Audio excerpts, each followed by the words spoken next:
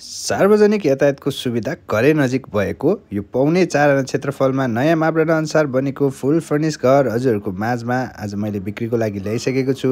घर अगाडि हजुरहरूले 13 फिटको रोड एक्सेस पाउनुहुनेछ भने एउटा जुनसुकै गाडी राखेर 3-4 वटा बाइक आरामले अट्ने पार्किङ स्पेस पाउनुहुनेछ। ग्राउन्ड फ्लोर चाहिँ हजुरहरूले 2 BHK रेन्टमा दिन सक्नुहुनेछ भने हजुरहरू माथि आफू बस्नको लागि फुल फर्निस 4 BHK पाउनुहुनेछ।